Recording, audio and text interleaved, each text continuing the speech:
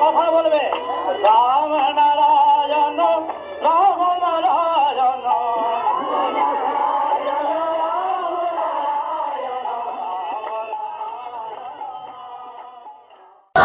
জন্মসিদ্ধ শ্রী শ্রী ঠাকুর বালক ব্রহ্মচারীকে আমি ভাইদের বলছি, অনুগ্রহ করে মেয়েদের জন্য জায়গা ছেড়ে দিন।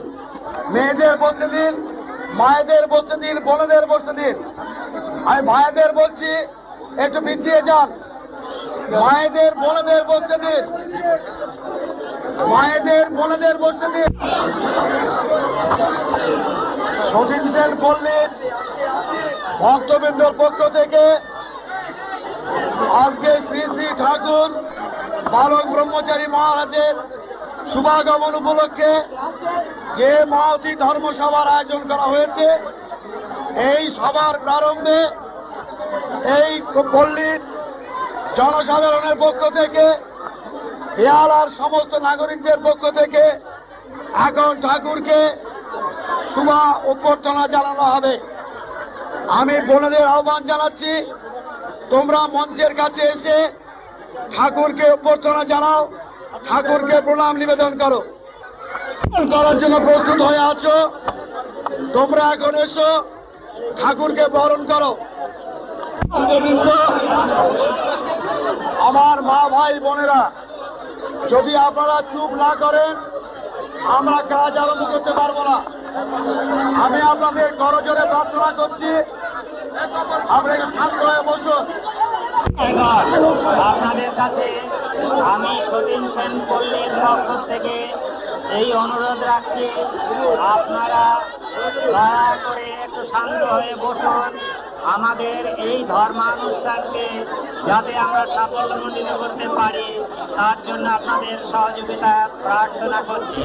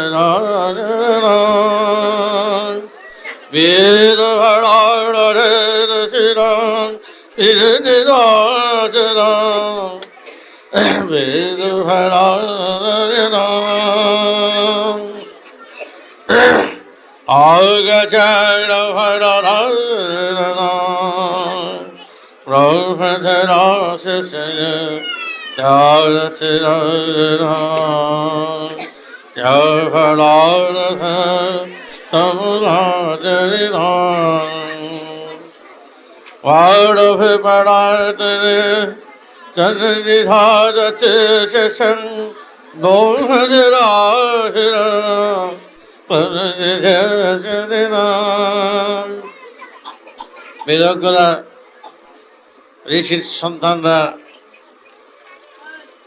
পাড়ায় পাড়ায়, পাহাড় পর্বত অঞ্চলে এই ধ্বনিতে যেত।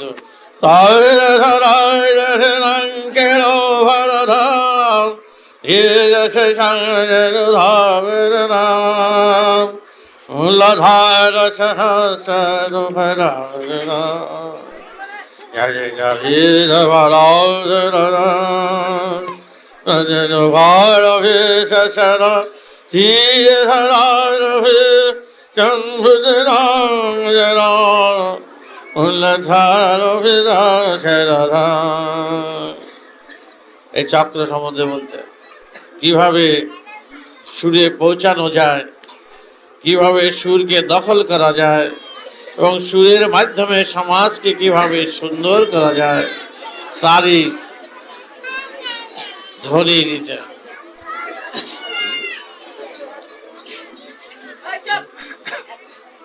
এই বর্তমান পরিস্থিতিতে জায়গায় জায়গায় মিটিং করছি, সভা করছি, তবে ভাষণের মাত্রাটা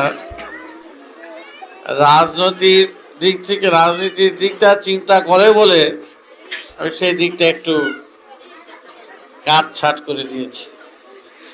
কারণ একটা ভুল বুঝাবুঝি থাকবে সেটা আমি চাই না, কারো অশান্তি হোক তা আমি চাই না। কারণ বেদের কথাগুলো, বেদ নীতি হচ্ছে আসল নীতি, শ্রেষ্ঠ নীতি। শ্রেষ্ঠ নীতি হচ্ছে রাজনীতি, এবং এই রাজনীতি নয়, শ্রেষ্ঠ নীতি যে নীতির উপরে দাঁড়িয়ে সমাজের ভিত তৈরি হবে, এবং সেই নীতি হলো আসল নীতি। সেই নীতির কথা যখন বলি, কয়েক হাজার সভা করেছি, তাতে অনেকের ভুল বুঝাবুঝি হয়েছে। ঠাকুর রাজনীতির কথা অনেক সময় বলেন, তো রাজনীতির দৃষ্টিভঙ্গিবার থেকে আমি কিছু বলি না, আমি বেদের সুর থেকে, বেদের ধ্বনির থেকে, বেদের ধারার থেকে বলে আসছি। তার কারণ আজকের সমাজের যত দেব দেবতারা যাদের আমরা পূজা করি, তারা সম্পূর্ণ শ্রেষ্ঠ বেদ রীতি, বেদের রাজনীতি তারা করেছেন, এবং বেদের রাজনীতি করেই সমাজকে সুন্দর করে গড়ে তুলেছিলেন বলেই আজ তারা তোমাদের শিরোমণি হয়েছে। কিন্তু আজ শিব বলো, পার্বতী বলো, বিষ্ণু বলো, যত রাম বলো, নারায়ণ বলো, যত দেব দেবতারা যাদের আমরা পুজো করছি, তাদের ইতিহাস যদি খুঁজতে যাও, দেখো প্রত্যেকেই সমাজ সেবায় তারা নেমেছিলেন। সমাজের ক্লেদ পঙ্কিলতার বিরুদ্ধে তারা লড়াই করেছে।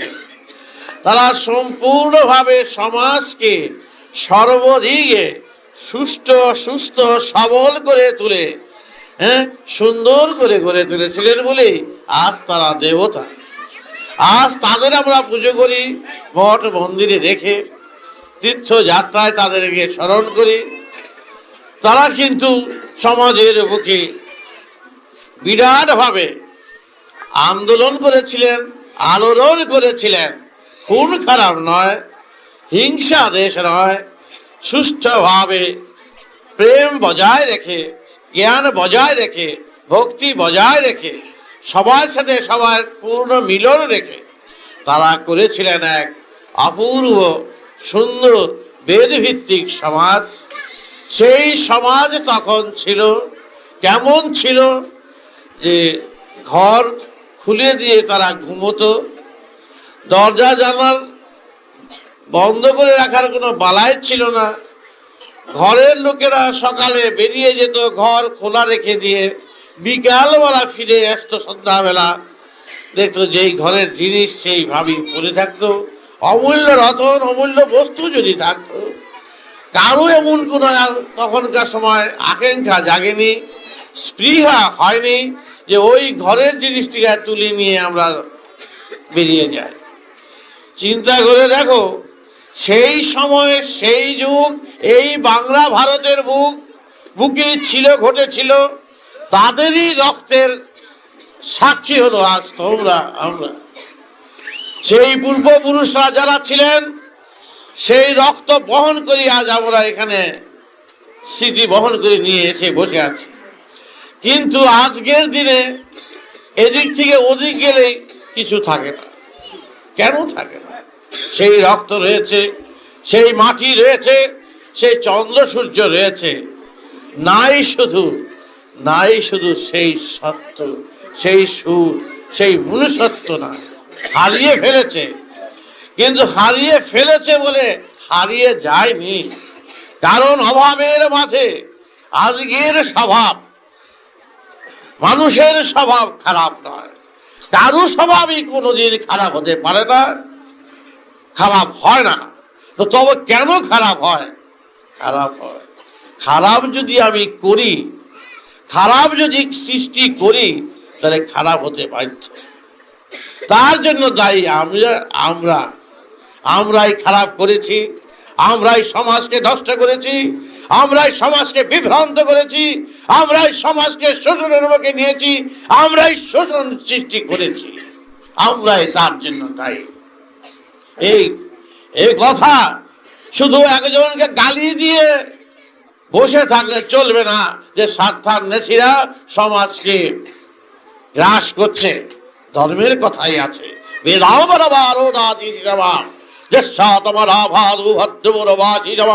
বীজাম ব্রহ্মা জগতু আভীচিতবাম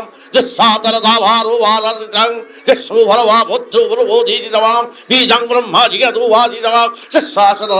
আভীচিতবাম তুমি একজনে গালি দিলে যে ও রাক্ষস, ও নষ্ট করছে, খেয়ে ফেলছে, ও গালি দিলে কি হবে? দায়ী তুমি, আমি, আমরা। তার জন্য কোনো ব্যবস্থা করেছো, বিহিত করেছো, প্রতিকার করেছো? সমাজের রাক্ষস কটা? সমাজের যেই সন্তান রয়েছে, যেই জনগণ রয়েছে, তার তুলনায় কতটা শয়তান আছে, কতটা বড় লোক থাকতে পারে? তার জন্য দায়ী হাজার হাজার লক্ষ লক্ষ লোকের মাঝে, গ্রামে গ্রামে, গ্রামাঞ্চলে চাষি খেতির বাড়িতে বসে আছি আমি, সেখানে একটি বস্ত্র নিয়ে বসে আছে, মা বসে আছে, আবার সেই বস্ত্র পরে আবার মেয়ে চলছে। কি অবস্থা! খাওয়া নাই, পড়া নাই, কিচ্ছু নাই, কেউ দেখে না, কেউ পাশে নাই।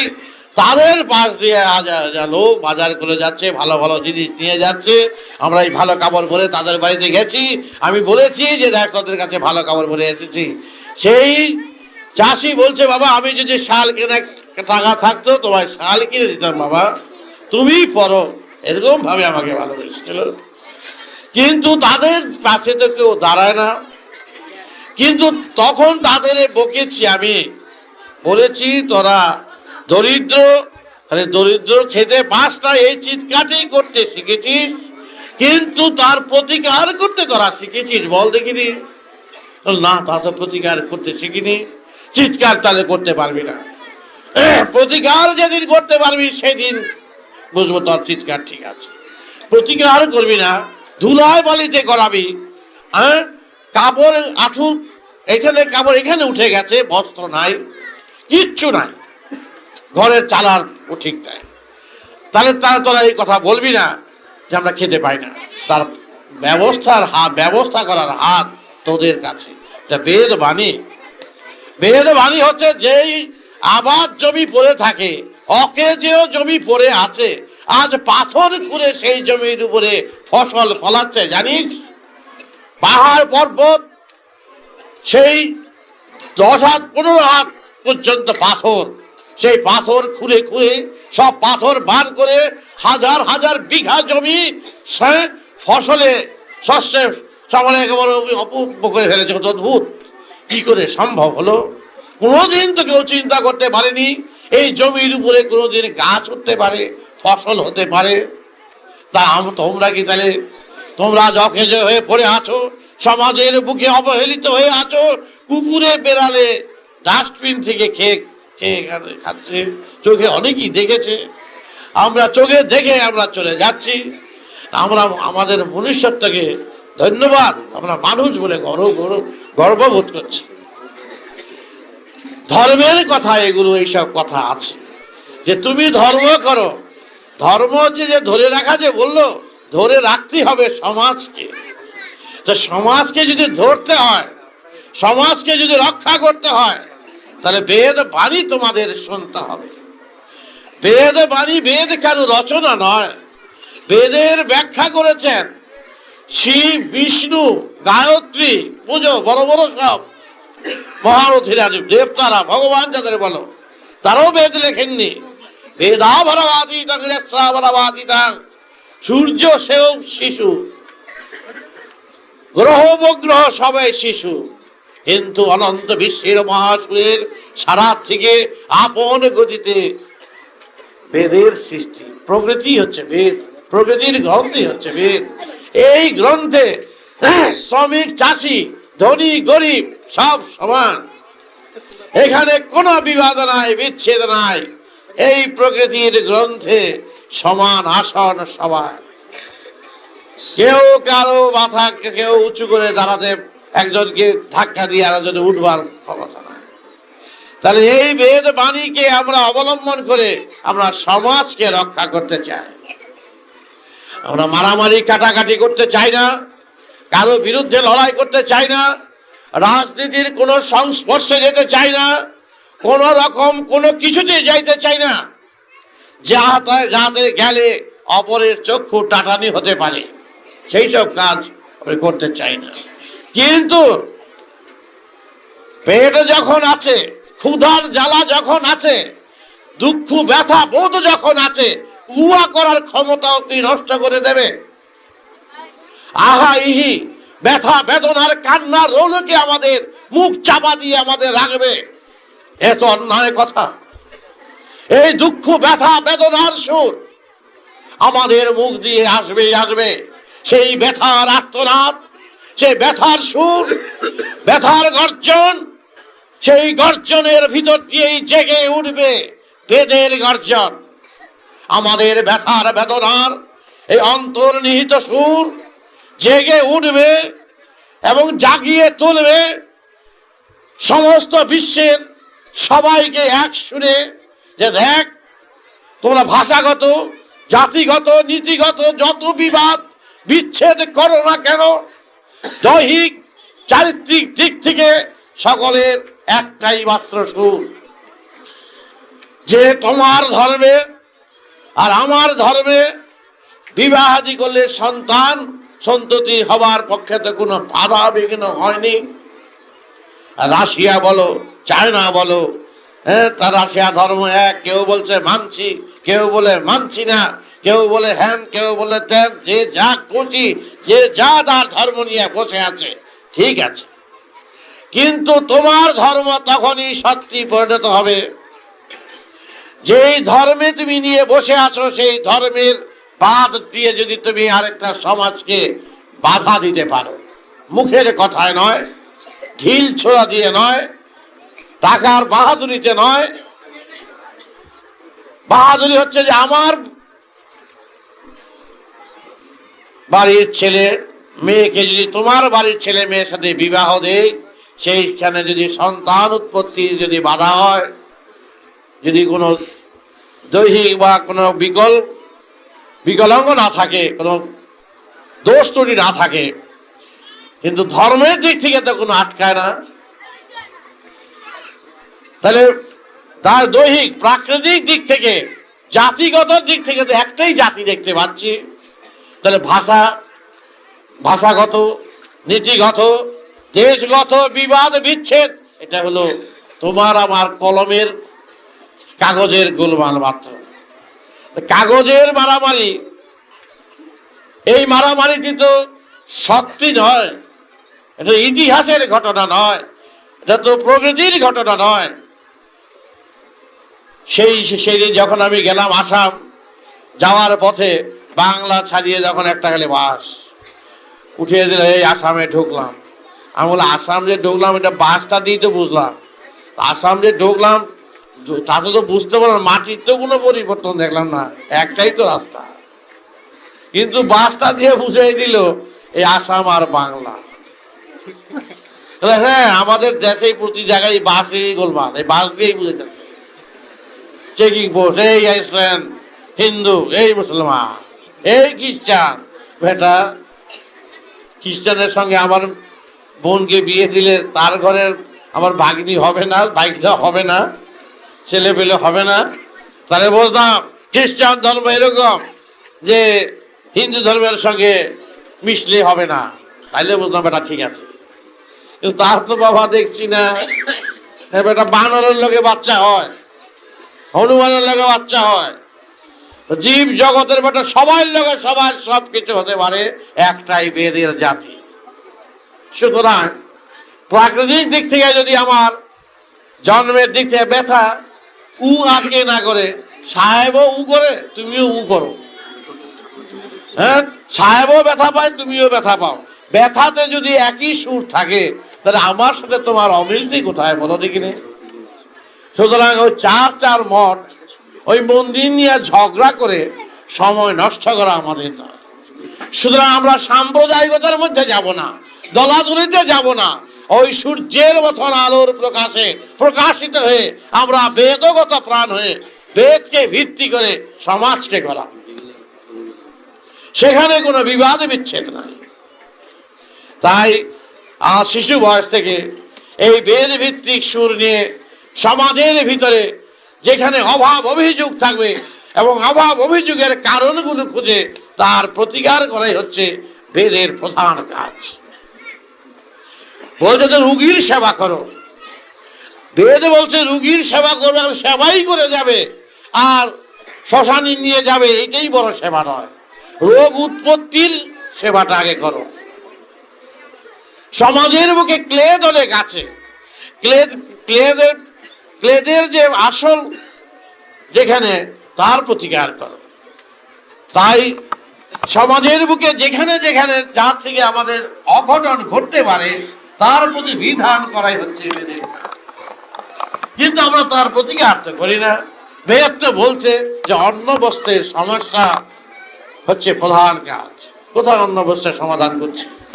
আমাদের ধর্মে করছে, এখানকার ধর্মে করছে যে বাড়ির ছেলেকে বাইর করে দিয়ে গেরুয়া পরে সন্ন্যাসী সাজিয়ে দেওয়া। এ তো ঠিক না। কোনদিন কোন সন্ন্যাসী, জানি না পূর্ব যার যার কথা যে যে মনে রাখবে, কেউ মনের মধ্যে লাগবে না, লাগাবে না, কিন্তু বেদ বলেছেন আমরা সন্ন্যাসী হচ্ছে প্রত্যেক, তোমরা প্রত্যেকই সন্ন্যাসী। যাদের মৃত্যু আছে তাদের তারাই সন্ন্যাসী।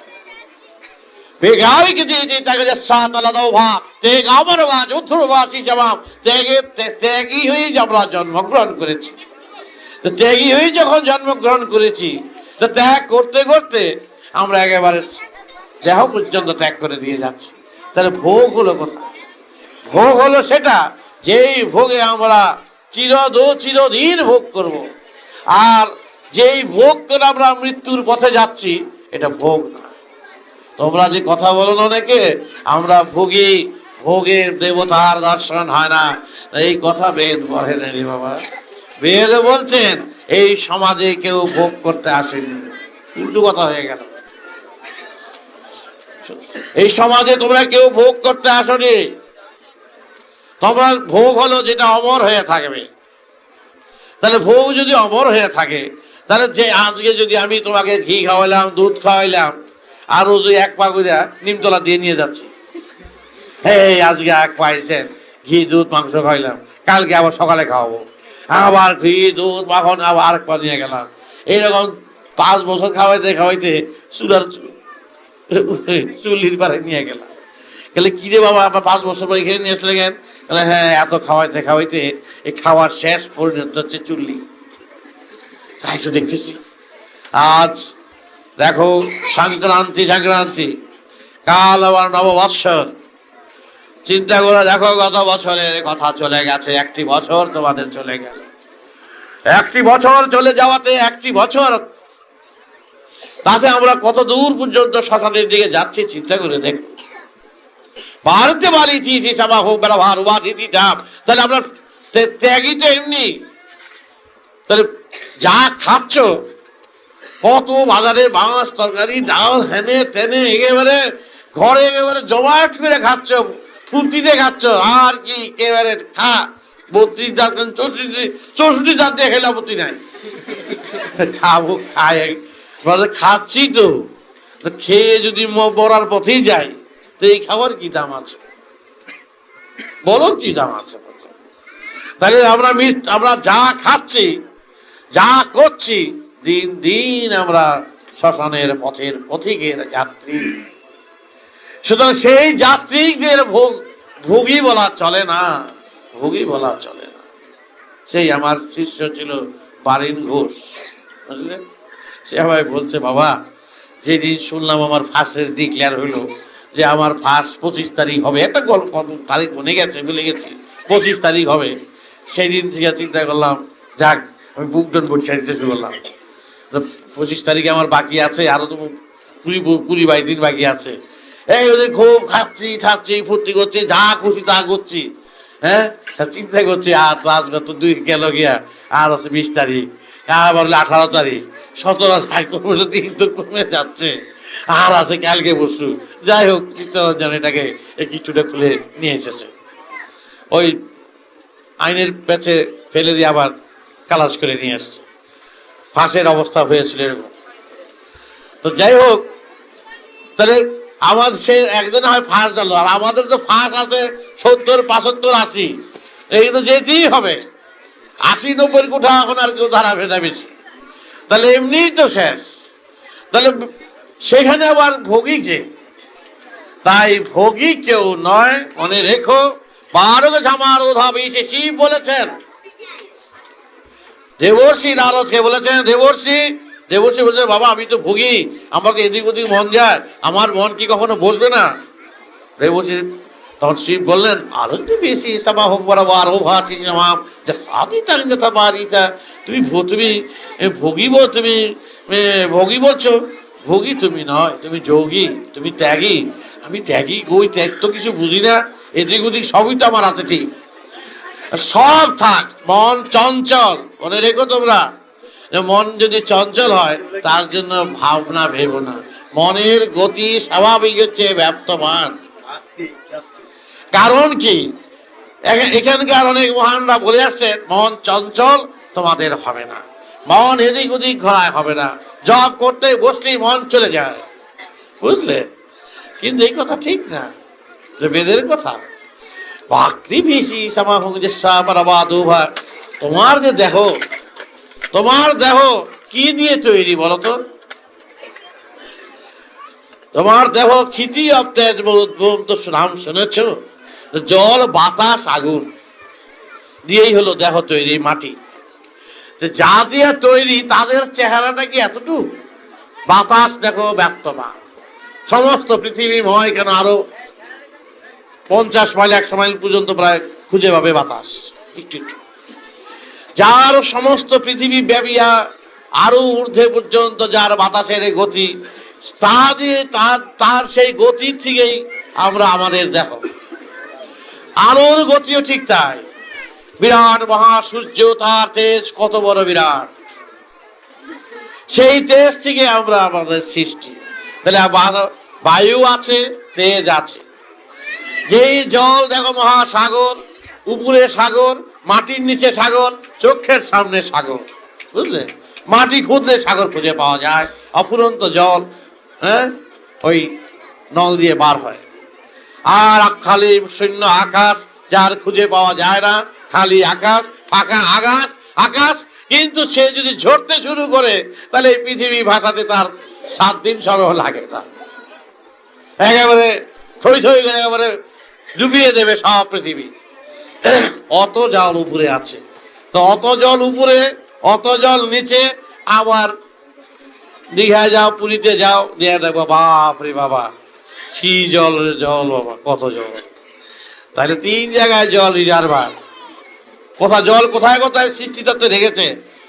আকাশে রেখেছে, ফাঁকা জায়গায় রেখেছে, মাটির তলে রেখেছে জায়গায়, আর কোথায় রেখেছে? আর সমস্ত দেহের মধ্যে প্রায় 90 ভাগই জল, সব রিজার্ভার প্রকৃতি। চিন্তা করে দেখুন, সমস্ত গাছ গাছড়ার ভিতরে রিজার্ভ করে রেখেছে, সব গাছ গাছড়া পৃথিবীর, আর সব জীব জন্তু পৃথিবীর জল যদি এক জায়গায় রেখে দেওয়া যায় নিগড়িয়ে, তাও একটা সাগরের মতন হয়ে যাবে। এক সাগর রেখেছে উপরে, এক সাগর রেখেছে নিচে, আর এক সাগর রেখেছে তোমার চোখের সামনে, আর এক সাগর রেখেছে সমস্ত জীব জন্তু, হ্যাঁ, সমস্ত গাছ গাছড়া ভিতরে জমাট করে রেখেছে। প্রত্যেকের মধ্যে মনে করো একটা মাংস জাল দিলে, হ্যাঁ, 1500 মাংস জাল দিলে 10-700 জল বেরিয়ে যায়। 1 মণ বেরিয়ে প্রায় 1500 উপরে জল বেরিয়ে যায়।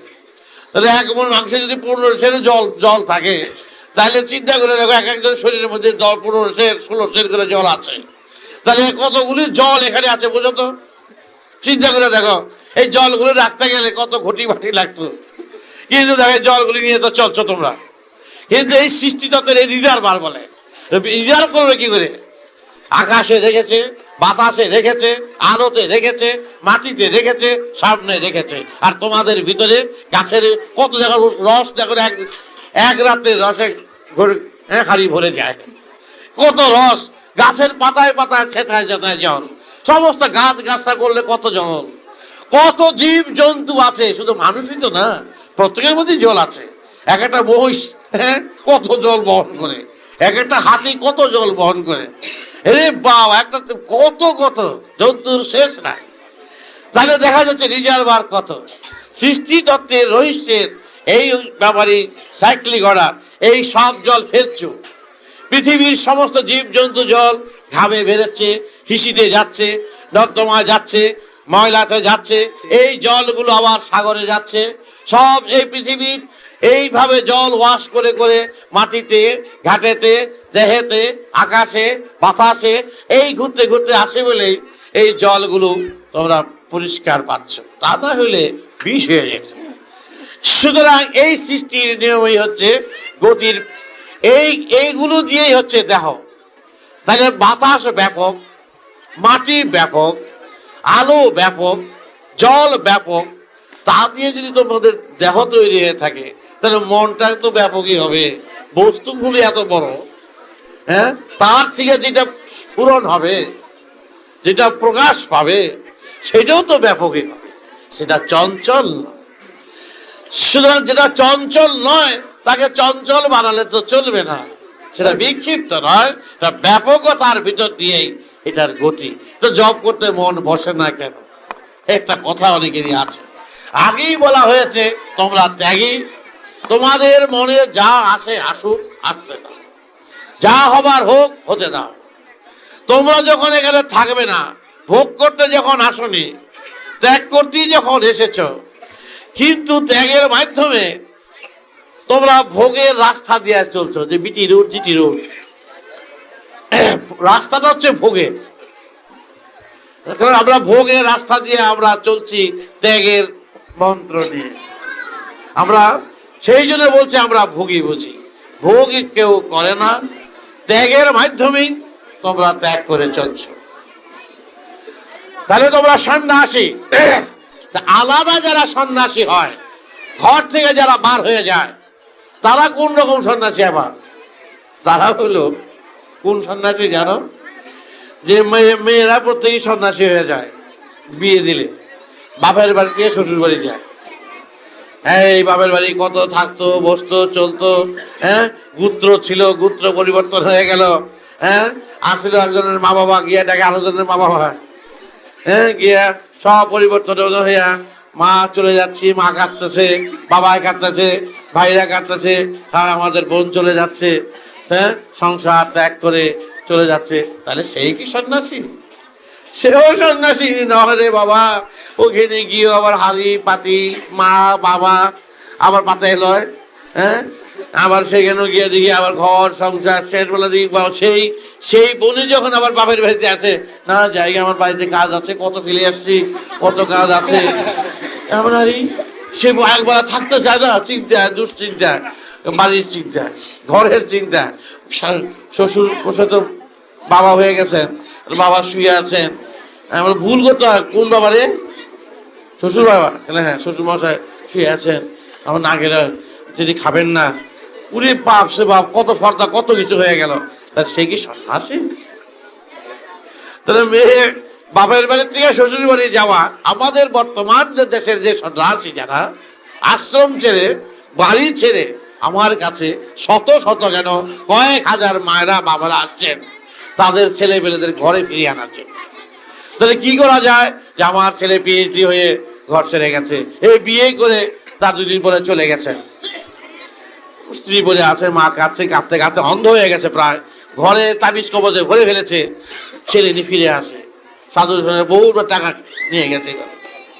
তাহলে দেখা যাচ্ছে সেখানে গিয়েও তো তারা সংসারই করছে, আশ্রমে গিয়ে তো সেটা সংসার করছে না, খাচ্ছে, রান্না করছে, সবই করছে, না করছে কি দিয়ে দেখো, ঘর সংসার হয়ে গরিবের বাড়িতে ছিল 5 জন নিয়ে, সেখানে হলে 500 জন নিয়ে করছে। অনেক গরিব মেয়ে তো বড় বাড়িতে গিয়ে বড় সংসারে গিয়ে ঘর করে, এইখানে ছেড়ে দিয়ে যারা সেখানে যায় সেটা সংসারই করছে। বলছে সেই সংসার তো তাকে ছাড়ছে না, আমি লেংটি ত্যাগ করলে কি হবে, হ্যাঁ? কিন্তু লেংটি তো আমার ছাড়ে না, পাশে পাশে ঘুরছে। সুতরাং ও বলছে ওইগুলো হচ্ছে শুধু খেলার সন্ন্যাসী। আমি ঘর থেকে বার হয়ে গেলাম, ওগুলো খেলার সন্ন্যাসী বলছে। ওই খেলান্তে আছে না, ছোটবেলায় যখন খেলেছি, আমাকে একটা বাচ্চা যখন প্রায় 5 বছর 6 বছর, তখন শিষ্য ভক্ত শিষ্য আসতে, তো মেয়ে কয় তুমি আমার স্বামী হবে, আমি তোমার বউ হবো, আহ খেলা করি। আসো বাজার যাবে না, আবার বলছে আচ্ছা যাও বাজারে যাও। আর এই একটা খেলার সন্ন্যাসী, ঘর সংসার বাঁধাচ্ছে। তো শিশু বয়সের খেলনা, বলছে এই খেলনার সন্ন্যাসী আমাদের দরকার নাই, আমরা বেদের সন্ন্যাসী হতে চাই। আমরা মামুলি কারো কথার মাধ্যমে সন্ন্যাসী হতে চাই না। সেই প্রসঙ্গে আমাকে একজন প্রশ্ন করেছিলেন যে তাহলে নিমাই গৌরাঙ্গদেব কেন তাহলে সন্ন্যাসী হলেন? আমি বললাম হ্যাঁ, নবদ্বীপের নিমাই সন্ন্যাসী হয়েছিলেন, কিন্তু মাতুলালয়ের নিমাই সন্ন্যাসী হননি। তাহলে মাতুলালয়ের নিমাই সন্ন্যাসী হন নাই, তাহলে নবদ্বীপের নিমাই আর মাতুলালয়ের নিমাই কি আলাদা? না, নবদ্বীপের নিমাই, আর মাতুলালয়ের নিমাই। সেই কি আবার কেমন হয়ে গেল? আমরা কেমন, সেখানে ছিল জগন্নাথ দেবের মিশ্রের ছেলে, আর এখানে হলো শচী দেবীর ছেলে। শচী দেবীর ছেলে শচী দেবীকে পালিয়ে চলে যায়নি, আর বিষ্ণুকে লুকিয়ে মহাপ্রভু বার হয়নি। এটা মাতুলালয়ের কথা। মাতুলালয়ে তিনি আসতেন বেশি, মাতুলালয়ে থাকতেন বেশি। মামা বাড়ি, তার মামাগত প্রাণ ছিল মহাপ্রভু। বিশ্বদাস চক্রবর্তী ছিলেন তার মামা, অত্যন্ত তার মামাগত প্রাণ ছিলেন। এটা মাতুলালয়ের বেশি দিনের কথা নয়। আমার যে মা, তার যে বাবা অম্বিকানাথের বাবা ছিলেন হরনাথ সেনামণি। হরনাথ সেনামণির দাদু ছিলেন রামকিঙ্কর, রামশঙ্কর, বলরাম। তার কয়েক পুরুষ পরে হচ্ছে বিশ্বদাস চক্রবর্তী। তো বিশ্বদাস চক্রবর্তীকে সঙ্গে ছিলেন মহাপ্রভুর অন্তরঙ্গ। বিশ্বদাস চক্রবর্তীর বাবা ছিলেন নীলাম্বর চক্রবর্তী।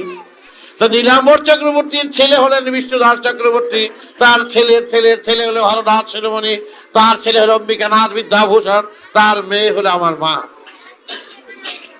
সুতরাং সেখানে তার মাতুলালয়ে যে মহাপ্রভু নিমাই, সেই নিমাই মাকে ব্যথা দিয়ে বার হয়নি, সেই নিমাই বিষ্ণুপ্রিয়াকে ব্যথা দিয়ে বার হয়নি। মা খুঁচিয়ে বার করেছে, বিষ্ণুপ্রিয়া খুঁচিয়ে তাকে বার করেছে। বিশ্বাস করবে, নবদ্বীপে ওই নাটকের ঘটনায় তাকে নিয়ে ফেলে দিয়া নুপুর কেন বাঁচলি না রে, হ্যাঁ আমার প্রভু যাবার গেলে, এই কথা বললে মহাপ্রভুকে অত্যন্ত ছোট করা হয়। মহাপ্রভুকে তিনি বেড়া বাঁধতেন, নৌকা বাইতেন, হ্যাঁ ঘর ছাউনি দিতেন, হ্যাঁ চাষিরা চাষ করতেন, টলে গিয়া ছাত্র পড়াতেন। আর অত্যন্ত বড়রূপ ছিল, সুন্দর চুল ছিল। তাই শচী দেবী বলতেন, নিমাই তুমি আমার গর্ভে এসেছ, আমি উপলক্ষ মাত্র, তুমি হরির নাম বিতরণ করো, তুমি জগতের সন্তান, আমি উপলক্ষ মাত্র, তুমি যাও ঘরে ঘরে কীর্তন গিয়ে করো, যাও। তাহলে মা আমি যাব, তো যাবে, তুমি যাও, তুমি গেরুয়াধারী হয়ে যাও। আমি গেরুয়াধারী, তোমার জন্য গেরুয়াধারীর প্রয়োজনীয়তা নাই, কিন্তু শিকার খুঁজতে গেলে শিকারের পোশাক দিতে হয়। সমাজে যখন তোমার কীর্তন করতে হবে, তাকে আকৃষ্ট করতে গেলে তোমার এই প্রয়োজনীয়তা আছে, এই শুদ্ধ এবং এই পরিধান করার শুদ্ধ বেশের প্রয়োজনীয়তা আছে। তখন বললো যে মা আচ্ছা ঠিক আছে। বিষ্ণুপ্রিয়া বললেন, তুমি জগতের স্বামী, তুমি আমার দিকে তাকিয়ে, আমার ঘরের দিকে তাকিয়ে তুমি দেখো না, আমি সবচেয়ে বড় ভালোবাসা এবং প্রেম, আমাকে সবচেয়ে যে ভালোবাসো, আমি তাতেই আমি মনে করব তুমি যখন জগতের দরজায় দ্বারে দ্বারে যখন তুমি তোমার সেই হরির নাম তুমি যখন করবে। দেখো কত উল্টো হয়ে গেল। সেই পূর্ণিমা চাঁদে ফেলে দিয়ে নুপুর গুছিয়ে দিয়ে এই যে বেরিয়ে গেলেন বিষ্ণুপ্রিয়াকে ঘুমের জন্য, সেই দেবতারে নিয়ে এলেন ঘুম পাড়াবার জন্য। হ্যাঁ, বিষ্ণুপ্রিয়া গেল, হ্যাঁ বিষ্ণুপ্রিয়া কোথায়? কিছুই না, সব এই আড়াল দিয়ে যাওয়ার মতন মহাপ্রভু নয়, মনে রেখো। তারপরে কি করলেন জানো? শচী দেবী কে বললেন মহাপ্রভুকে যে তুমি মাথা মুন্ডন করো, তোমার এই রূপে অনেকে ভুলে যাবে, তুমি মাথা মুন্ডন করে যাও, এমন রূপ করবে যে তোমার দিকে যেরকম এমনি কেউ না থাকা। আচ্ছা মা, তুমি যাও। সে মাথা মুন্ডন করে গেরুয়া ঠুরুয়া পরে হরির নাম করতে বেরিয়ে গেলেন, বুঝলে? মাতুল বললেন কি, বলো ভাইনা তুমি যখন যাচ্ছ আমি তোমার সাথে যাব। সেও পাশ ধরলো। বিরাট পণ্ডিত ছিলেন বিষ্ণুদাস চক্রবর্তী। সেই বিষ্ণুদাস চক্রবর্তী কিছু দূর গিয়ে কয়েকদিন ছিলেন, হঠাৎ রাস্তায় চিরা গামছায় ভিজিয়ে ধুয়ে নিয়ে মামা ভেগিনা খাচ্ছে গুড় দিয়ে। একটু মুখ সিদ্ধি কোথাও পাওয়া যায় কিনা দেখি তো। তখন বিষ্ণুদাস বললেন, ভাইকিনা আমার কাছে মুখ সিদ্ধি আছে। একটা হর্তি বাইর করলেন। মামা তুমি হর্তি কোথায় পেলে? বলে 5-6 দিন আগে জমাই রেখেছি, তুমি কখন চেয়ে বলছো ঠিক দিন আমি জানি। তখন মামা, তখন নিমাই গম্ভীর হয়ে গেলেন। তখন মামা বললেন, নিমাই তুমি গম্ভীর হয়ে গেলে কেন? মামা তোমার সঞ্চয় বুদ্ধি এখনো আছে। সঞ্চয় বুদ্ধি সন্ন্যাসের ধর্ম নয়। সন্ন্যাসী যারা, মানে জন্মই সন্ন্যাস, যারা সন্ন্যাসী তাদের সঞ্চয় থাকবে না, গাছ হওয়া তোমার চলবে না। তাই গোয়ালন্দ মিলে যখন যাচ্ছিলাম, বিরাট ঝড়, যাহা বিপদ ঘন্টি বাজিয়ে দিল। তখন সবাই দেখি ওই যে গুলগুলো আছে বয়া দেখি, ওগুলো ধরে ধরে বসে আছে, লাফতে পড়বে। পদ্মা নদীর ঢেউ, বাপ রে বাপ, ও আর থাকবে না, বিপদ ঘন্টি বেজে গেছে, তোমরা দাদার প্রাণ সামলাও। আমি তখন বসা, সবাই বলছে বাবা তুমি রক্ষা করো। আমি বললাম হ্যাঁ যা দেখছি, যার যত পুস্কায় আছে দেবতার নাম সব শুরু করে দিচ্ছে। আল্লাহ আকবার থেকে আরম্ভ করে গণেশ, এক অসুর সিংহ ছাড়া সবগুলো শুরু করে দিচ্ছে, যা যা আছে। কিন্তু তখন বলছে আমি খালি একটা কথাই বলেছি, তোমরা বাঁচবে, এক কাত হয়েও না। এক কাত হলে কিন্তু ডুবে যাবে। ঠিক তোমরা যেখানে যেইভাবে আছো ঠিক সমানভাবে বসে থাকো।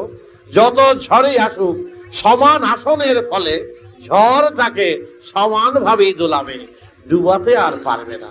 এই নির্দেশ তোমরা মানো, তাহলে দেখবে তোমরা প্রত্যেকে তখন একেবারে সমান হয়ে বসে গেছে। আজকের সমাজেও ঠিক তোমরা সমান আসন নাও, সমান আসন গ্রহণ করো, এক কাত হয়েও না। বাজারের দাম বাড়াবে না, বাজারের বুদ্ধিতে সঞ্চয় করো না। সঞ্চয় করতে গেলে এক কাত হয়ে যাবে, এক কাত হতে গেলে ডুবে যাবে। তাই তোমরা সে এক কাত হয়েও না, কাত হতে গেলে শেষ। তাই সমান আসন নিয়ে সমান অংশ গ্রহণ করো, সমান ভাগের ভাগিদার হও, তবেই তুমি ঠিকভাবে ঠিক পথে চলতে পারবে।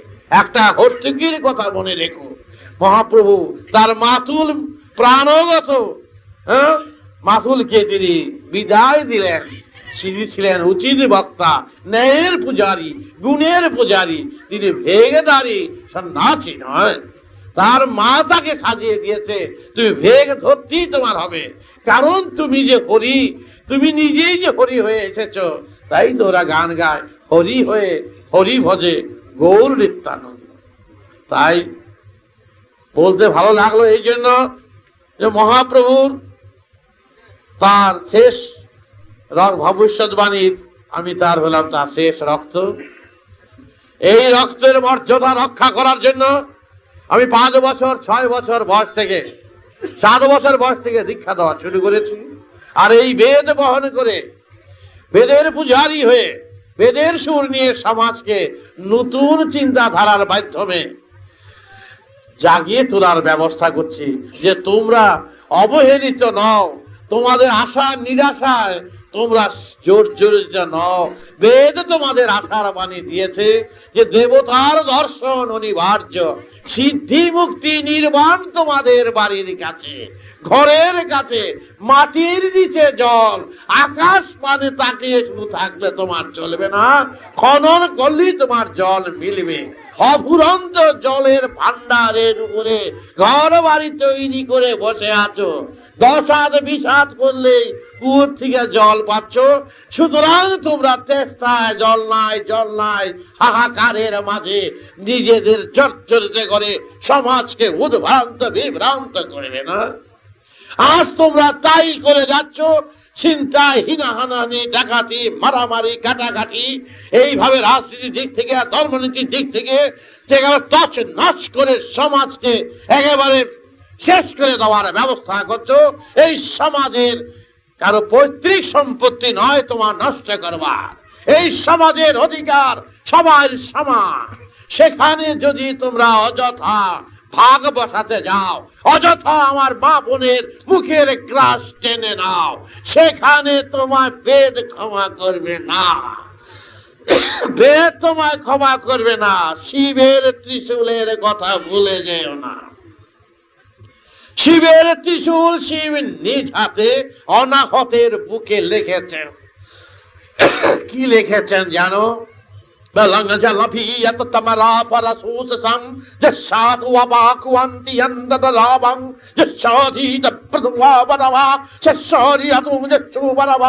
অভাব পৃথিবীতে, এই জগতে অভাব নিয়ে কেউ আসে নাই, কেউ অভাবী নয়, কেউ দরিদ্র নয়, কেউ ছন্ন ছাড়া নয়, কেউ অশিক্ষিতর বীজ নিয়ে কেউ আসেনি।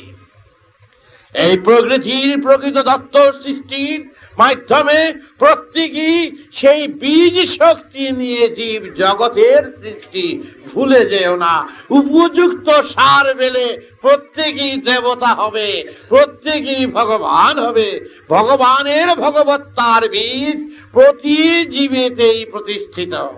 একটা স্কুলের লাইন 1 ক্লাস থেকে 10 ক্লাস অব্দি আছে, কিন্তু স্কুলটা একটাই। 1 ক্লাসের ছাত্র আর 10 ক্লাসের ছাত্র, সে বলে আমি 10 ক্লাসে আসছি, একটা ক্লাস পার হয়ে এক হাত দূরে একটা ক্লাস, কিন্তু পার হতে লাগে 1 বছর।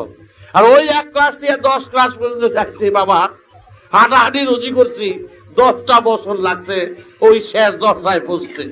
গর্ত বাবা একটা লম্বা, এখানের মতো 2তলা 3তলা ছিল না, গ্রাম লম্বা গো, মাঝখানে বেড়া দিয়ে ভাগ করা। এই ভাগ করা ঘর, এই বেঞ্চের দিকে সামনে পোষে বড়দিনের ভয়ে এই ক্লাসে বললাম 1 বছর, পরের ক্লাসে 1 বছর, আর 10টা বছর একেবারে একটা ক্লাস। কিন্তু প্রত্যেকে কিন্তু সেই ক্লাসের শ্রেণীভুক্ত। তাই বিশ্ব বিরাটের বেদের যুগে, বেদের ক্লাসে, প্রকৃতির ক্লাসে, প্রকৃতির শ্রেণীতে তোমরাও প্রথম শ্রেণীতে হোক, দ্বিতীয় শ্রেণীতে হোক, একটা শ্রেণীতে তোমরা আছো।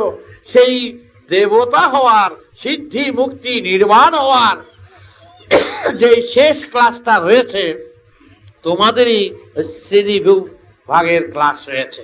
তাই তোমরা অবহেলিত নও। কাম, ক্রোধ, লোভ, হিংসা, বেদ বলছেন বাবা এই তুলা লোম বাঁচতে বাঁচতে তুলা লোভ কম বলেই থাকবে না।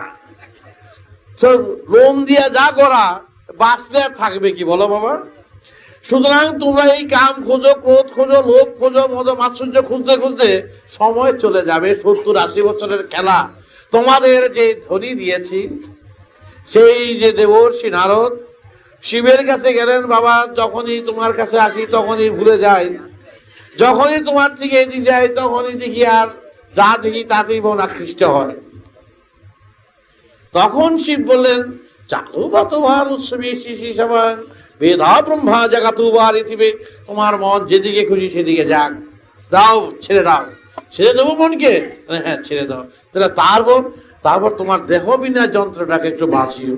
এটা আবার কেমনে বাজাবো? দেহ বিনা যন্ত্র, কাঠের যন্ত্র বাজায় বেশি, তারার যন্ত্র, এই যন্ত্র বাজাবে। সেই যন্ত্র হচ্ছে যেমন সা রে গা মা পা ধা নি সা, এই মূলাধার স্বাধিষ্ঠান মণিপুর অনাহত বিশুদ্ধ আজ্ঞা সহজা সা রে গা মা পা ধা নি সা, এ মা তাইলে কি হবে, আর এইটাই এখন বাজাতে হবে। কি করে বাজাবো? বলে দেখো বিষ্ণু বলছেন ভাগবত এই সারে গামা বাধা নিশা, এই হলো প্রথম সিঁড়ির কথা। প্রথম সিঁড়ির প্রথম কথা হচ্ছে সারে গামা বাধা নিশা সরেয়া সরেয়া কক গগ, হ্যাঁ, এই নগদর্পণ বাটি চালান সর্প মন্ত্র, এগুলি কিন্তু সাংঘাতিক দেখা যায়। গণা বাছা বলা যায়, সাপের মন্ত্র কোথায় সাপ ধরে নিয়ে আসে সাপকে বোঝারা, এ অনেক ঘটনা আমার চিঠি অনেক আছে। কোথায় সাপ চলে গেছে করি চালা দিয়ে যে সাপ আইতে পারি যে বুঝতে, এর বাবার সেই সাপ পোষ করছে।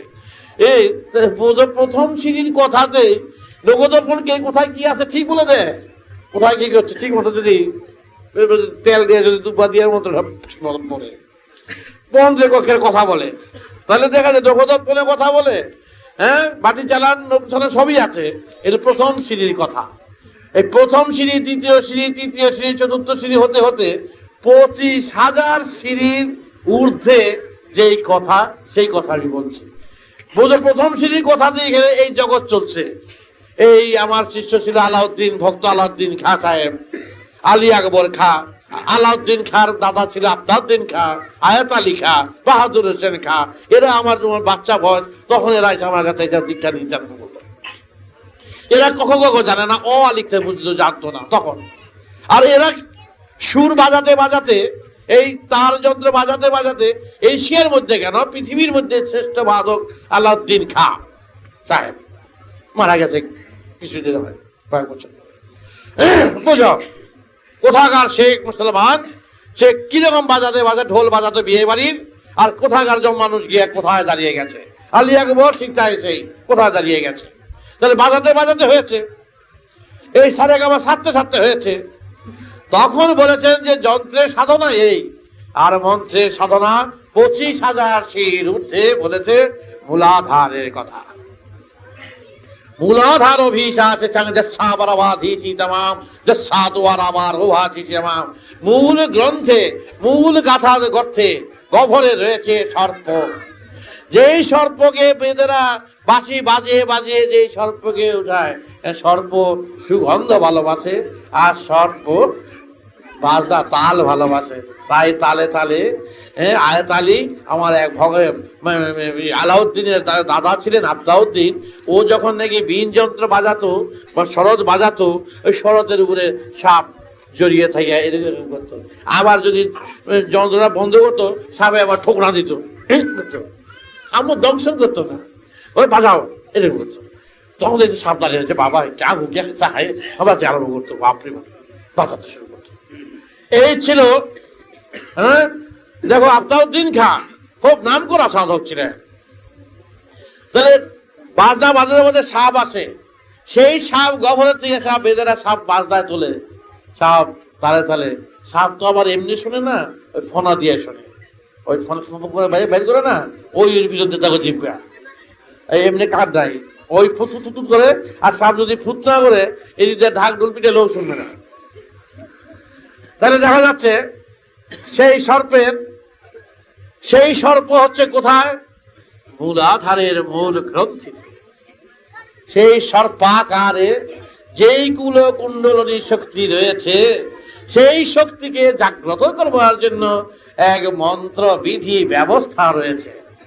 সেই ব্যবস্থার মন্ত্রের কে বাজিয়েছিলেন? সেই বংশের বাসী বাজিয়েছিলেন শ্রীকৃষ্ণ। শ্রীকৃষ্ণ বাজাতে বাজাতে তিনি স্বাধিষ্ঠান মণিপুর অনাহত বিশুদ্ধ আজ্ঞা সহস্রারের স্ফুরণতার বাঁশি বাজিয়ে রাধাকে উন্মাদ করেছিলেন। সেই জন্য ঘরের বউকে টেনে আনেনি, এই ভুল তোমরা তার উপরে করো না। উন্মাদিনী রাধা, সেই রাধা পাগল হয়ে গেছিলেন। রাধা কৃষ্ণকে আলিঙ্গন করে চিরকাল চিরযুগ রয়ে গেলেন, আজও আছে। তার জন্যে মানচিত্র স্বরূপ রাধা কৃষ্ণকে তোমরা বৃন্দাবনে রাধা বতুরা সেই যে দেখতে পাচ্ছ, তারই প্রতিনিধি, সেই তারই সুর সাধনায় মানচিত্র স্বরূপ রাধা কৃষ্ণ ঘরের বউকেও টেনে নেয়নি, ওই প্রেম তিনি করেননি। তাকে ছোট করা হবে। তিনি সেই কৃষ্ণকে বাজিয়েছিলেন বংশের বাসী, সেই মহাকৃষ্ণ। কৃষ্ণের বর্ণ, কৃষ্ণ হচ্ছে আকাশ, আকাশের বর্ণ আর কৃষ্ণের বর্ণটা দেখো তো একই বর্ণে বর্ণিত। সুতরাং যেই বর্ণ নীল আকাশ, আকাশের বর্ণ নীল, কিন্তু যার বর্ণের ব্যাখ্যা চলে না, তাই বর্ণাতীত, বর্ণের অতীত, ভাবের অতীত, গুণের অতীত, আবার বর্তমান হয়েও তিনি দাঁড়িয়েছেন আমাদের কাছে। তাই কৃষ্ণ হচ্ছেন আকাশ, সেই আকাশের কৃষ্ণ কে কৃষ্ণ নামে অভিহিত করলেন এই কৃষ্ণকে, কারণ তার ভিতরে সেই গুণে বৈশিষ্ট্য পেয়েছিলেন বলে কৃষ্ণ স্বয়ং ভগবান বলে আখ্যা দিলেন। এবং রাধা তন্মাদিনী, রাধা তন্ময় হয়ে রাধা কৃষ্ণগত প্রাণ ছিলেন বলেই সেই রাধা কে? ঘরের বউ নয়, সেই রাধা হচ্ছে এই ধারা, যে আনন্দ বিশ্বের ধারায়, ধারার থেকে এই ধরিত্রীর সৃষ্টি হয়েছে, ধরার সৃষ্টি হয়েছে, জগতের সৃষ্টি হয়েছে, গ্রহ উপগ্রহের সৃষ্টি হয়েছে। ধারাকে যদি বারবার করে উচ্চারণ করো তাহলে রাধা হয়ে যায়। ধারা ধারা রাধা রাধা ধারা, তাহলে রাধা, তাহলে ধারা থেকে কোথায়? মহাকাশ হচ্ছে কৃষ্ণ, সেই কৃষ্ণের থেকে অবিরাম ধারায় যে সৃষ্টি হচ্ছে, সেই ধারাই হচ্ছে কৃষ্ণগত প্রাণ। তাই তো রাধা কৃষ্ণের মিলন এবং শিব শক্তির মিলন, পার্বতী শক্তি, শিব শক্তির মিলন, প্রকৃতি পুরুষের মিলন। তাই সহস্রারে রয়েছে রাধা কৃষ্ণ শিব শক্তি প্রকৃতি পুরুষ, এর সমন্বয় হচ্ছে যোগাযোগ। এই যুগসূত্র ধরে হচ্ছে মূলাধার। এবং সেইখানে সেই ক্ষেত্রে সমস্ত বেদজ্ঞদের নির্দেশ দিলেন। কি দিলেন? বাতি বিতিবারা ভারত ভূষি চিঠমাম গায়ত্রী, বেদমাতা গায়ত্রী ভূর্ভুবস্ব তৎস বিদুর্বরেণ্যম। এই গায়ত্রী লিখলেন সমস্ত মন্ত্র মন্থন করে, ভূর্ভুবস্ব তৎস বিদুর্বরেণ্যম ভর্গো দেবস্য ধীমহি তারুপতবাদী তাবরবারাৎসাবাগাচ্ছতুমা জিস্সাদি তনগতবাবাতি দীবাবাম। সুতরাং তিনি কি করলেন? বেদমাতা গায়ত্রী সমস্ত বিশ্বের মহাকাশকে তিনি মন্থন করে তিনি লিখতে শুরু করলেন গায়ত্রী বেদ, বেদের ব্যাখ্যা। সেই গায়ত্রী বেদ, প্রকৃতি হচ্ছে গায়ত্রী। তিনি বেদ মাতা গায়ত্রী শিবকে অর্পণ করলেন, বিষ্ণুকে অর্পণ করলেন। এবং বিষ্ণু এবং শিব বেদ পাঠ করে বেদ শেখা হয় না, বেদ হজম করতে হবে, বেদের ধারায় তোমার রক্তের ধারা করতে হবে। তাই সেই বেদের ধারায়, যেই ধারায় তিনি এক ধারার সাথে শিব এক ধারা করে ফেলেছিলেন, যার ধারাতে জটাতে ব্রহ্মা বিষ্ণু শিব যে ইরা পিঙ্গলা সুষুম্না, যে গঙ্গা যমুনা ব্রহ্মপুত্র, এই ইরা পিঙ্গলা সুষুম্নার ধারা, যে ত্রিবেণী সৃষ্টি হলো গঙ্গা, সেই মা গঙ্গা যে কেন এই যে ত্রিনয়ন, ত্রিনয়নের মাধ্যমে তিনি খুঁজে পেলেন বেদের সুর। সেই বেদের সুরের থেকে তিনি ব্যাখ্যা করলেন। তিনি কি দিলেন? দেবর্ষিকে বললেন যে জীব জগতে প্রত্যেকেরই বেদের অধিকারী, দেবতাদের অধিকারী এবং সমস্ত সিদ্ধি মুক্তির অধিকারী বীজ শক্তি নিয়ে হচ্ছে জীব শক্তি। তো জীব যেন হতাশ না করে এই বাণী প্রচার করো। তারা যেন তাদের দুষ্কৃতির জন্য, দুষ্কর্মের জন্য তারা যেন এই ভুলটুকুলো না করে, তাদের বুঝি আর হবে না। দেবতাদের দরজা খোলা, অনন্ত বিশ্বের সুরের দরজা খোলা, তোমার বিবেকের দরজা খোলা, তোমার মূলাধারের দরজা খোলা, তোমার সহস্রারের দরজা খোলা। সুতরাং তোমার যন্ত্রের বাজাবার অধিকার, তোমার দরজা খোলা সেখানে। তখন বেদজ্ঞরা সবাইকে জানিয়ে দিলেন। যে কিভাবে জানালেন? তখন এই বেদজ্ঞরা জানাতেন সমাজের কল্যাণ। জানালেন কিভাবে? যে তোমাদের আর কোনো ভাববার নেই, অসুবিধা নেই, তোমরা শুধু একটি মাত্র কাজ করো। বেদে বলেছেন মূলাধার থেকে সহস্তারে সারেগামার মতন সারগ্রাম রয়েছে, এই সারগ্রাম নাকি বাজালেই সব সিদ্ধি হয়ে যায়। ওই সারগ্রাম কি করে বাজাবো? দেখো একটা 2 বছরের শিশুকে, চায়নার শিশুকে কি তাকে বড় বড় অভিধান ব্যাকরণ বড় বড় গ্রন্থ তাকে দেওয়া হয়েছে। 1.5 বছর 2 বছরের শিশুকে এই নে বেটা নে চায়না ভাষা শিখ। কিন্তু সেই বাচ্চা 2 বছরের 3 বছরের বাচ্চা শিশে জায়গা চোঙা গান চোঙা আরম্ভ করে দিচ্ছে। আরে বেটা তুই কেমনি শিখলি? কেমনি তুই শিখলি? এই 2 বছরের বাচ্চা এই চায়না ভাষা শিখলো কি করে? সে তো ইংরেজি বলে নাই, চায়না ভাষা শিখে নাই, স্কুলে ভর্তি হয়নি, বড় বই দেওয়া হয় নাই, অভিধান দেওয়া হয় নাই, গ্রন্থ দেওয়া হয় নাই, কিন্তু শিখে তো নিয়ে গেল। এখন তোমাদের চায়না ভাষা শিখতে ওরা এখন পারবে না, দাঁত ভেঙে দেবো গিয়া চায়না ভাষা করতে গেলে শিখতে পারবে না। কিন্তু 2 বছরের তাদের শিখে নিল। ঠিক আমরাও অনন্ত বিশ্বের কাছে শিশু। সুতরাং আমাদের শিশু হচ্ছে একমাত্র ভাষার, সর্বদেশের ভাষার অধিকার নিয়ে এই শিশুদের জন্ম হয়। বাংলাদেশের বাচ্চা যদি চায়না দেশে রেখে দাও, এতটুকু বাচ্চা ঠিক সেখানে তার মাতৃভাষার মতন গড়ে উঠবে। তোমরা হচ্ছে অনন্ত বিশ্বের ভাষার অধিকার নিয়ে জন্মগ্রহণ করেছো, তোমরা সেইভাবেই অনন্ত বিশ্বের সুরকে বাজাতে শিখবে। কারো শেখাতে হবে না, শুধু বাজাতে বলো। কিভাবে বাজাবো? তখন সেইভাবে বাজিয়েছিলেন 16 নাম 32 অক্ষর মহাপ্রভু শ্রী গৌরাঙ্গদেব। 16 নাম 32 অক্ষর, সেই যে হরে কৃষ্ণ হরে রাম তিনি নাম করতে শুরু করলেন। যে এই মন্ত্র করো, এই নাম করো, তবেই তোমাদের সব। তাই ঊর্ধ্ব বাহু আকাশ দিকে পা তাকে তাকিয়ে তিনি নাম করতে শুরু করলেন। তারই সার নাম, তারই সার কথা, সার মর্ম হচ্ছে রামনারায়ণ রাম। এই রামনারায়ণ রাম, রা হচ্ছে মুক্ত আকাশের মুক্ত বাণী, সেই বাণী থেকে মহাকাশ থেকে নিংড়ানো রস। তাই শিব নিজ হাতে সমস্ত মহাকাশের বর্ণনা করে দেবর্ষি নারদকে দান করলেন। মূলাধার থেকে আরম্ভ করলেন। রামারাধাং যদু ভাতাং বরুবা ভাতি শিশমাম রারং যক্ষাভীতা সমারোভি বরা ব্রহ্মারো আবাদি তমাম মহাকাশে মহাদাতাং যক্ষাভীতা ভরাবাং। ওই যন্ত্রে বাজাতে আরম্ভ করলেন। বংশের বাসী, বাঁশের বাসী নয়, অনন্ত মহাকাশকে বংশ করেছেন।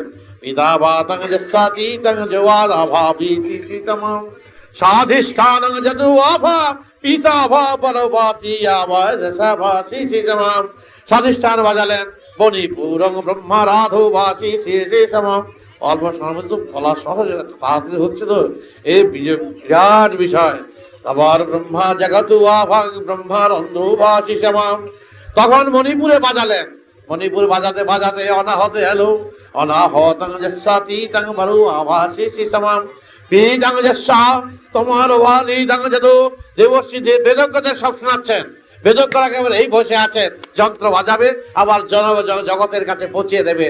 তারা হলে পৌঁছিয়ে দাও একমাত্র তাদের কাজ। তারা বাহক, তারা প্রচারক। তাই তো সন্তান দল করা হয়েছে বাহক আর প্রচারক। রাজনীতির গন্ধ নাই, যে যা বলে বলুক, এর মধ্যে শুধু তারা বাহক আর প্রচারক। তারা বেদজ্ঞরা, তারা দিবারাত্র প্রচার করতেন। বেদবাহং ব্রহ্মারান্দ্র পারুবাওয়াধি বেদিতমাম বেদ শীর্ষাশিষাং যস্যা ভাতু ব্রহ্মা বুবিতমাম। তারপরে বেদজ্ঞরা বললেন, তারপরে কি করতে হবে? যে অর্থ বুঝে যদি সবাই চলতে হয় তাহলে আর সময় থাকবে না। ভাতের গ্রাস মুখে দিতে গিয়ে যদি বলি কোথা থেকে এনেছো? অমুক দোকান। তারপরে সেই দোকান কোথা থেকে চাল আনলো? বলে অমুক থেকে আনছে। অমুক কোন ব্যাপারে থেকে আনলো? সেগুন দিয়া। তারপরে মুর্শিদাবাদ আরম্ভ করে মালদা থেকে শুরু করে সব দিয়ে গিয়ে এক ভাতের গ্রাস মুখে দিয়ে যদি আমার খবর আনতে হয়, খবর এনে যদি ভাত খেতে হয়, তাহলে ধার হয়ে গেছে, খাওয়া শেষ। আর ভাত গ্রাস খেতে গিয়ে যদি এই কোন খাতা চাল কে আনেছে, কে পুঁতেছে, কে চাষ করেছে, কে বেঁধেছে, কে, আরে বাপরে বাপরে, এই সংবাদ দিয়ে যদি একটা আউঙ্কার হইলো, তাইলে আর তার ভাত খাওয়া হবে না বাবা। তাই বলেছে তোমরা বেদের সব ব্যাখ্যা শুনতে গেলে, এই আখ্যা শুনতে গেলে হাজার হাজার বছরও তার শেষ করতে পারবে না। তাই সমগ্র ভাবে তাকে বলেছেন বেদ। দেবর্ষি বলেছেন যে তোমরা কি করো, কি করবে? তোমাদের কবিরাজের বটিকা দিয়ে দিলাম। হ্যাঁ, এটা আবার কি? এই বটিকা কারণ এখন কৃষ্ণ চতুর মুখ, যোগেন্দ্র রস, ভুবনেশ্বর, হ্যাঁ, এই বটিকা এগুলো তোমরা দিলাম। এক একটা বটিকা 400, 500, 300 গাছের ছাল বাকল দিয়ে দিবি। আচ্ছা, শিশি করে বটিকা তো নিয়ে গেল। বাবা, এই বটিকা যদি যায় তোমাদের দিয়ে দেয়, অসুখ হলো তোমার। আর এই 400 গাছের পথ দিয়ে যদি পদ নিয়ে আসতে হবে, পদ নিয়ে এসে তারপর সিদ্ধ করে মিষ্টি দিয়ে জাল দিয়ে এত মাত্রা করে মোটা রুগী তখন শ্মশানে গিয়েও দুর্বাগত হয়ে যাবে গিয়া। কারণ 400 গাছ খুঁজতে গিয়ে বনে বনে তোমার আর ধৈর্য থাকবে না।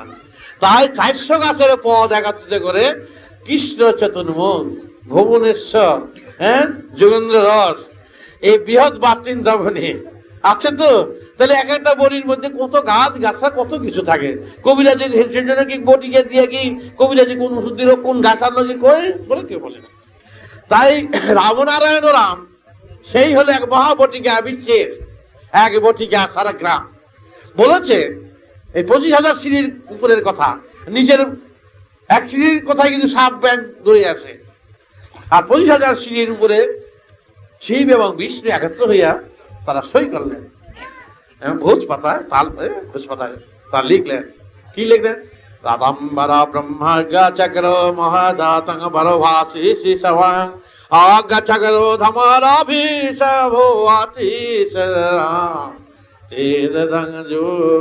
রাম রাম তোমা রাম মহাকাশাভি তোরা ধারা ভাসি সংভরধাম রাক্তং রমরং মুংলায়াম্বা তায়ং জত্তা সুওয়াদম রাজরা রাম পামল তোয়া সেররা রো রং জাতি তং দোয়া। ফ্যাক্টর করছে আর কি, একটা শব্দরে কাটতে কাটতে কাটতে কাটতে কত ফ্যাক্টরাইজ করা যায়। খালি কাটতে কাটতে কাটতে কাটতে দেখা গেলে এত বড়, এখান দিয়ে লন্ডন পর্যন্ত একটা অঙ্ক, এখানে লন্ডন পর্যন্ত একটা অঙ্ক, ফল হলো এক। ফলটা এত বড় অঙ্কের, এত পরিশ্রম করে একটা এক লিয়ে বয়ে রেখেছে। বুঝো, ফলটা এক আর লন্ডন পর্যন্ত অঙ্ক।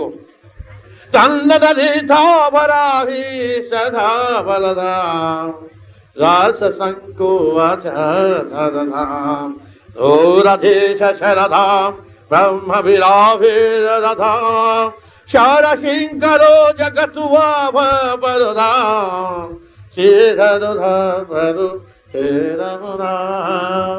এই রাম রাম শুধু নয়, বীর ব্রহ্মা পরমহাভাকর উদ্ধার, যেখানে অজস্র অগণিত চন্দ্র গ্রহ নক্ষত্র উপগ্রহ ভীষম্ভরা সেরাধা সেরাধীশরা।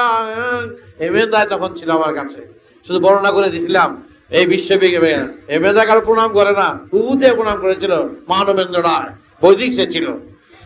সে তখন শুনে ব্যাখ্যা বলেছিলাম 4 ঘন্টা তার কাছে বসে।